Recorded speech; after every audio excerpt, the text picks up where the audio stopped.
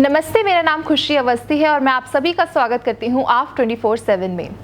आज मनाया जा रहा है तीसरा दिन of the global festival of journalism and AVGC Noida.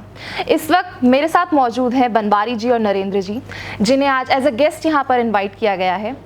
इनके बारे में अगर कहें तो ये कॉमेडी एक्टर्स हैं जो अपनी कला के ऊपर बहुत ही जाने जाते हैं और मैंने इनकी मूवीज़ देखी हैं और मैं बहुत खुश होती हूँ आप लोगों को देखकर। मैं आप लोगों से जानना चाहती हूँ कैसा लग रहा है आपको मारवा स्टूडियोज़ में आके। थैंक यू खुशी जी, बहुत अच्छा लग रहा है क्योंकि हमारा पुराने परिचित है यहाँ से और ये इतनी बुलंदियों पे आ गया है और इसलिए खुशी एक नहीं बहुत ज़्यादा खुशी है।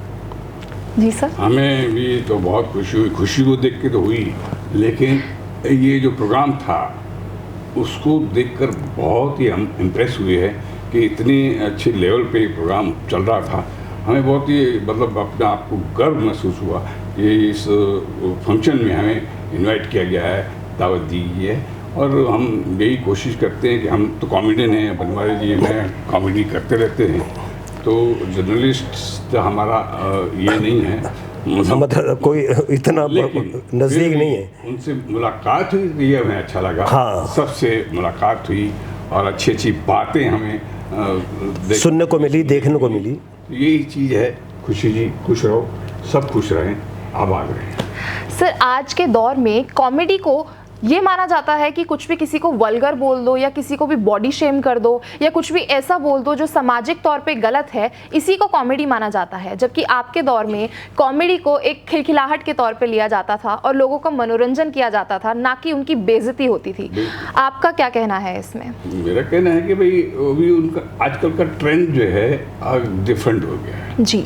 अब पहले ज़माने में मतलब वल्गर से बिल्कुल दूर था, एकदम साफ़ सुथरी कॉमेडी होती थी, राइटर अच्छा लिखते थे और परफॉर्मर अच्छा परफॉर्म करते थे। और लेकिन आजकल एकदम प्लेटफॉर्म जो है आपको मालूम है कहाँ वास्ट हो गया है कितना, तो थ्रू आउट वर्ल्ड में जो है ये चीज़ फैल गई है, तो उनकी भी थिंकिंग हमारे में आ जाती है। जो बाहर हो रहा है वही यहाँ के आर्टिस्ट करने लगे हैं। वल्गरिटी जो है ना वो ज़्यादा लोग एक्सेप्ट करते हैं, लेकिन हम एक्सेप्ट नहीं करते। हम तो साफ़ सुथरी आइटम बनाते हैं, साफ़ सुथरी अंदाज में अपना कॉमेडी करने की कोशिश करते हैं। जी खुशी जी, आपने कहा कि हाँ हमारे ज़माने में वाकई बड़ी साफ़ सुथरी कॉमेडी होती थी और लोग एंजॉय भी करते थे।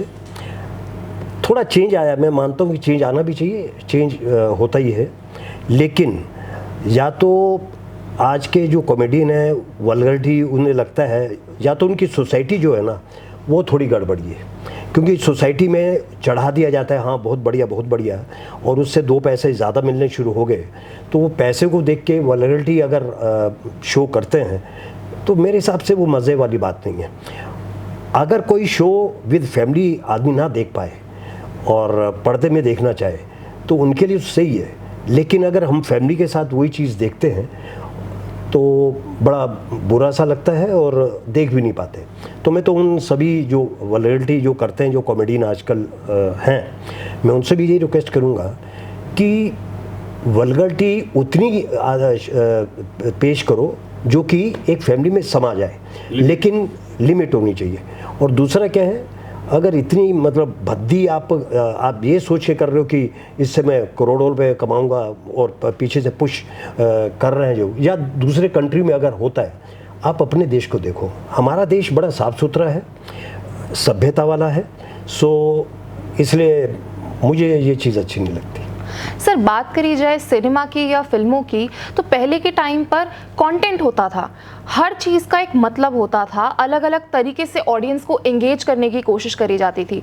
जबकि आजकल की मूवीज़ में या तो वीएफएक्स का प्रयोग किया जाता है या फिर पुरानी ही फिल्मों का दोबारा रीमेक बना दिया जाता है या फिर पुरानी ही फिल्मों को बार बार थिएटर्स में चलाकर पैसा कमाया जाता है। क्या लगता है, क्या कंटेंट की कमी है या लोगों को पसंद ही यही आने लग गया है? नहीं, ये कॉमेडी जो है ना या कोई भी कंटेंट हो उसकी भी एक दायरा है, लिमिट है, कहाँ तक आदमी लिखेगा जी। इतना मतलब क्या है कि उसको फाइंड आउट करना, लिखना, इट इज़ वेरी मतलब हार्ड है।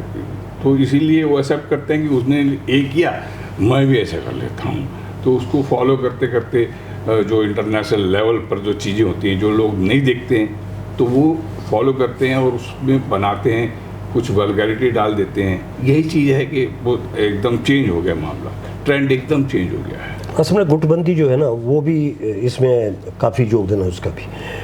अच्छे राइटर बैठे हैं जिनके पास अच्छा सब्जेक्ट है, अच्छा लिख सकते हैं, लेकिन उनकी अप्रोच नहीं है, इसलिए वो आगे नहीं आ पाते।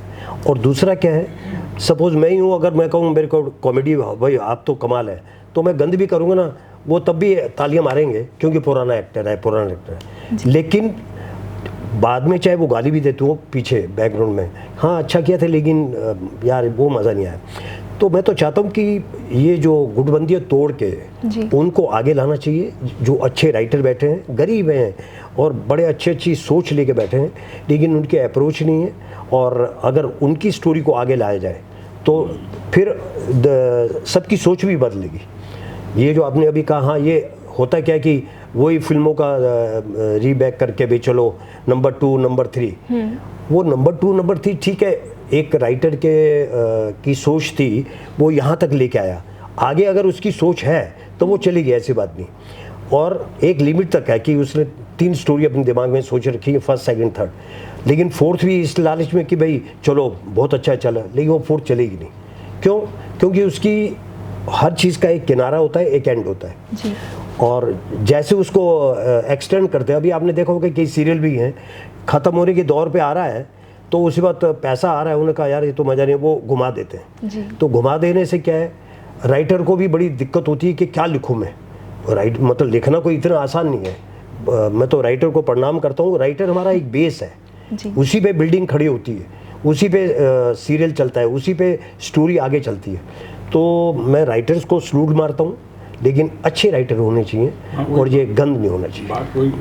सर ऐसा कहा जाता है, या यूं कहिए कि माना जाता है कि हमें अपने बड़ों से कुछ सीखना चाहिए और वही आगे करना चाहिए। तो कॉमेडी में आप इतने सालों का तजुर्बा रखते हो, उस तजुर्बे के साथ आप आने वाले कॉमेडियंस को कुछ बताना चाहेंगे या कोई सीख देना चाहेंगे? कुछ बोल नहीं सकते, हर एक अपनी करते जाओ, बस करते जाओ। लोग क्या बोलेंगे, हम थोड़ी बोल सकते हैं भी ऐसा मत करो, ऐसा नहीं। अभी उनकी सोच है, उनका अपना विचार है, उनका एक ट्रेंड है, उनका ही इतनी लिमिट है उनकी, भाई यही कर सकते हैं। वो ये समझते हैं कि वल्गर ही कॉमेडी है। हम तो अपना अलग अलग सोचते हैं, भाई इसमें ऐसा नहीं ऐसा किया जाए, ऐसा नहीं ऐसा करिए, हम खुद सोचते हैं। नहीं, हमें तो यही हम तो उन्हें यही सजेस्ट करेंगे कि ठीक है, उनके हमारे ज़माने में कुछ और था, अभी हम लोगों को देखते हैं। लेकिन मैंने अभी भी देखी ऑडियंस जो होती है, हम जब अभी भी कॉमेडी करते हैं अगर अपने हिसाब से, तो लोग एंजॉय करते हैं। लेकिन जो आजकल के नए जनरेशन के जो कॉमेडियन हैं, अगर वो लोगों को हंसाते हैं या वो है, तो मैं उनसे यही रिक्वेस्ट करूँगा कि एक पागल अगर वो गाली दे रहे हैं ना, एक टेढ़ा मेढ़ा पागल सा है, और तो उस कैरेक्टर में वो गाली भी देगा ना, वो कहेगा, लोग ये कहेंगे, उसे बुरा नहीं मानेंगे। क्यों? वो पागल का कैरेक्टर वो उसका सामने नजर आ रहा है, लुक उसका पागल वाला है। लेकिन मैं एक सूटेड आदमी पहन के गंदी बात करेगा जब वो, तो लोग कहेंगे छी छी छी क्या कर रहा है यार। सो वो गलत है। तो मैं उनसे ये रिक्वेस्ट करूँगा, भाई आप अच्छे कॉमेडियन हैं, आपको दुनिया जानती है और आगे भी आपको जाने, तो वो काम करो कि जो लोगों को पसंद आए। सर कभी कभी ऐसा होता है कि डायलॉग अच्छा होता है, जोक भी बहुत अच्छा होता है, लेकिन वो टोन या फिर वो डायलॉग डिलीवरी से वो जोक मर जाता है। लेकिन कभी कभी ऐसा होता है कि शायद वो इतना ही छोटा मोटा कोई डायलॉग था, पर वो एक्टर की टोन उसको इतना दिलचस्प बना देती है कि लोगों को देखने में मज़ा आ जाता है। तो वो टोन, वो डायलॉग डिलीवरी आप लोग कैसे प्रैक्टिस करते थे उसको? प्रैक्टिस नहीं, हर एक के अपना अपना स्टाइल है जी। किसी अपना वॉइस में अपना कमांड रखता है, कोई एक्सप्रेशन में रखता है, कोई अपने गेटअप में रखता है जी। तो हर एक का अपना अपना एक स्टाइल है, और स्टाइल इन द सेंस वो बन जाता है, वो गॉड गिफ्टेड है। उसको बाय चांस चेंज अगर सोचे तो चेंज कर सकता है, लेकिन उनका स्टाइल बन गया है, वो ऐसे ही करते रहते हैं। असल में क्या है कि कॉमेडी जो है वो हम भी तो ये कैरेक्टर देखते हैं जी। कॉमेडी जो है हर एक्टर जो है वो हम कहाँ से कोई ऊपर से नहीं टपकता कोई चीज़। हम भी ये सब चीज़ें देखते हैं। जैसे कोई चाय बेचने वाला है तो चाय चाय चाय चाय, तो उसका हमने देखा कि उसने कैसे बोलने का स्टाइल उसका कैसा है। चाय करा, तो क्या है वो उसका टोन हमने देखा यार अच्छा लग रहा है, लोग हंस रहे हैं, तो उस चीज़ को पकड़ के हम कैरिकेचर करते हैं तो लोग हंसते हैं अरे भैया। अभी आपने देखा होगा जॉनी लीवर साहब, हाँ जी, वो इतने अच्छे लगते हैं वो, लेकिन वो टिपिकल उस आधे धुर में करेंगे तब मजा नहीं आएगा, उस कैरेक्टर में जाना तो फिर पूरा जाना चाहिए वो ये गलत है, वो जाए तो पूरा जाए। जैसे मैंने एक पंडित का सोचा था, जैसे कभी कभी कॉमेडी पंडित जी हैं जब पूजा पाठ करते हैं तो उनका ओम स्वाहा, तो वो क्या जब बड़ा टाइम होता है ना उनका फुर्सत में तो बड़ा ऐसे करेंगे, जब उनके पास टाइम 10 जगह जाना है तो उनकी ये टोन चेंज हो जाता है, अरे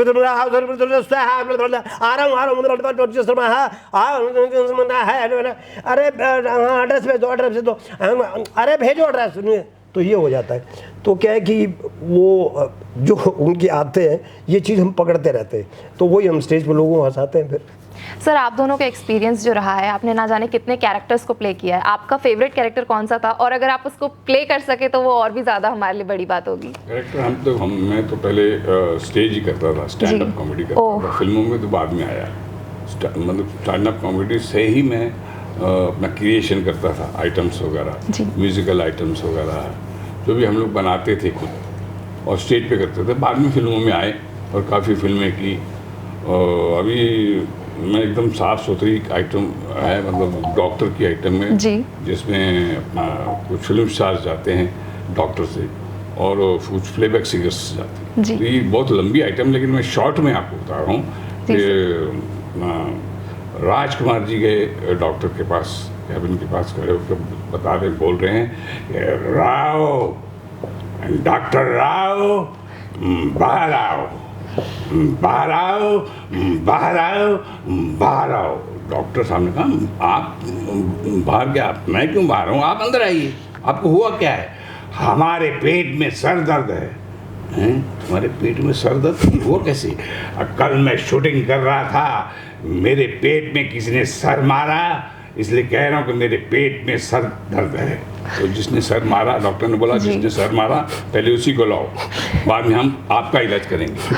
अब वो गए, एक दिन प्राण साहब डॉक्टर बोला, उनका नाम था डॉक्टर बोला, तो वो गए, बोले पहचाना, तुम कैसे पहचानोगे, याद है पिछले हफ्ते में आए थे लेकिन आपने बराबर इलाज नहीं किया, रातें तो बहुत गुजर गई लेकिन आंखें जवाब दे गई, समझे।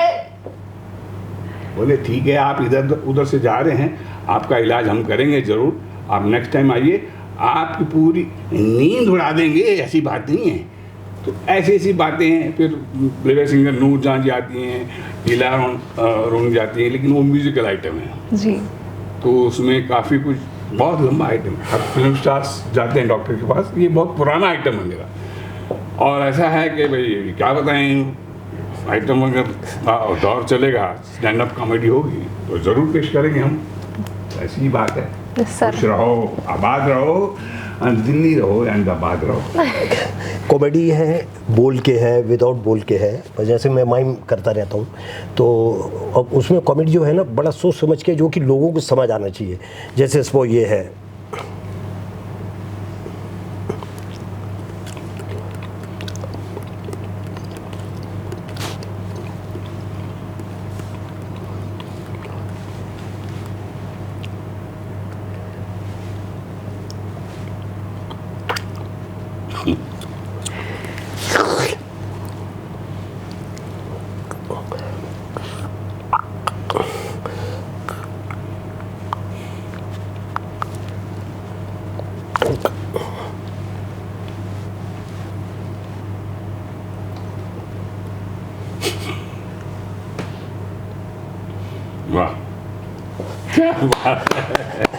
सर जैसे माइम एक्टिंग में बहुत माइम है, ऐसे इनके पास आइटम्स हैं कि कुछ पूछे नहीं, लोग याद करते हैं क्या बात है। एक केशव मुखर्जी थे, केशव मुखर्जी, मैं उनका बड़ा वो था, उनकी कॉपी ज़्यादा करता था। मैंने एक आइटम भी बनाई थी फिल्म शोले में, अगर केशव मुखर्जी डाकू बनते तो क्या करते, वो तो खैर लंबा है। लेकिन केशव मुखर्जी को जब मैं आइटम करता था तो केशव मुखर्जी मतलब इतनी ज़्यादा पी के शराब पी के जा रहे हैं वो साइकिल पे, मतलब एक साइकिल वाला जा रहा है और केशव मुखर्जी जा रहे हैं मतलब पैदल उधर से लौटते इतने में साइकिल वाला मारा उन्हें टक्कर लगी, साइकिल कंधे पर लगी और केशव मुखर्जी गिर पड़े। गिरते अरे देख नहीं चल सकते क्या? अभी मेरी आंख फूट जाती तो। साइकिल वाला हंस पड़ा, बोला भाई साहब साइकिल तो आपके कंधे पे लगी है, आंख कहाँ से फूट जाती? बोले अरे बदतमीज, अगर आंख कंधे फोड़ती तो फूट न जाती। सो केशव मुखर्जी ऐसे ही उनकी मैं ज़्यादा कॉपी करता था और वो आइटम भी बड़ी हिट हुई फिल्म शोले। आइटम दो चाहिए हम, मतलब ऐसा है कि इतने आइटम्स हैं कि प्रोग्राम हो तो एक घंटा 1.5 घंटा हम परफॉर्म कर सकते हैं ऐसी। सर मैं अपने आप को बहुत खुशनसीब मानती हूँ कि जिन एक्टर्स को मैं बड़े पर्दे पे देखती थी आज मैं उनको रियल में देख पा रही हूँ, उनसे बात कर पा रही हूँ और उनकी कॉमेडी को इन रियल देख सकती हूँ। सर जैसे ही कि आपके पास रियल टैलेंट है, ना जाने और कितने लोग हैं जिनके पास एक्चुअल में रियल टैलेंट है पर वो अपने सपनों को पूरा ही नहीं कर पाते क्योंकि इंडस्ट्री उनको इतने चांसेस ही नहीं दे पाती है। इंडस्ट्री जो है वो अपने ही परिवार को आगे प्रमोट करना चाहती है, तो आप क्या कहेंगे कि किस तरीके से क्या? वही तो खुशी जी मैं पहले भी बता रहा था कि क्या है, अभी चाहे कितना बड़ा एक्टर हो, चाहे मैं अमिताभ जी को भी मैं मानता हूँ या और धर्मेंद्र जितने भी है जी, एक्टर को अगर प्लेटफॉर्म नहीं मिला तो वो जीरो है जी। तो हमें प्लेटफॉर्म अगर हमें प्लेटफॉर्म मिलता रहा तो हम आज तभी तो हमें दुनिया जानती है कि भाई हाँ आपको देखा है। अब कई एक्टर जैसे भी आपने कहा कि कई बहुत अच्छे टैलेंटेड हैं लेकिन कोई जान पहचान नहीं है, कोई जानता नहीं उन्हें, कोई आगे नहीं आने देता। तो क्या है कि ये उनके लिए ये है कि वो थिएटर वेटर करें, थिएटर से थोड़ा सा पॉपुलरिटी मिले। और थिएटर जो है मैंने बहुत थिएटर किया और अभी भी करता हूँ और हम ये भी करते हैं, तो थिएटर तो बहुत कुछ सिखाता है हमें। लेकिन हाँ असल में वही है, एक एक्टर के लिए वो प्लेटफॉर्म होना बड़ा ज़रूरी है। आज AAFT ना होता तो आज जितने आपके स्टूडेंट्स हैं, चाहे वो एक्टिंग के हैं, चाहे जर्नलिस्ट के और के हैं, फैशन शो के हैं, कौन जानता उन्हें? तो आज आपको जगह मिली तभी है ना जी। तो जैसे पढ़ने के लिए अगर स्कूल ना हो तो बच्चा नालायक ही रहेगा। तो इसलिए प्लेटफॉर्म होना बहुत ज़रूरी है। आजकल तो इजी हो गया, इतने चैनल्स हो गए हैं। हमारे जब हम करते थे तो हो गया, लेकिन कहाँ था हमारा तो प्लेटफॉर्म रेलवे प्लेटफॉर्म था। हम लोग प्रोग्राम करके आते थे और रेलवे प्लेटफॉर्म पे सोते रहते थे, सुबह गाड़ी नीचे निकलते थे, ऐसा भी टाइम था। सर लेकिन ध्यान देने की बात ये भी है कि पहले के टाइम पर हमारा क्या था कि रोज़ धक्के खाओ, रोल मिले तो ठीक है वरना नहीं। लेकिन आज के टाइम पे इतने सारे सोशल मीडिया प्लेटफॉर्म्स आ गए हैं, इंस्टाग्राम आ गया है, फेसबुक आ गया है, लोग अपना टैलेंट दिखाते हैं, पॉपुलर होते हैं, फिर मीडिया हाउसेस खुद ही उनको बुलाते हैं कि आप हमारे मूवी में काम करिए। तो अगर आपको क्या लगता है ये चीज़ अगर आपके टाइम पे होती तो क्या पता और ना जाने कितने सितारे उभर के आ सकते थे? अभी टाइम की बात है, क्या होगा क्या पता। हमारे ज़माने में ये था नहीं, मोबाइल ही नहीं था अभी। और क्या ये इंस्टाग्राम जो है अभी, मैं तो रियली बहुत खुशी होती है कि जिन्हें चांस नहीं मिल रहा वो घर पे ही अपना यूट्यूब बना के डांस करके कुछ भी करके हरकतें करके अपने आप को पॉपुलर कर रहे हैं और पैसा भी आ रहा है। एकदम इजी हो गया है, मतलब ऐसा है मामला। सर मारवा स्टूडियोज़ और हम सभी आप सभी के शुक्रगुजार हैं कि आप लोगों ने अपना कीमती वक्त दिया हमें, और ऐसे ही हमारे साथ जुड़े रहिए, ऐसी ही वीडियोस के लिए देखते रहिए आप 24/7। मैं खुशी अवस्थी विद वीडियो जर्नलिस्ट सात्विक जायसवाल।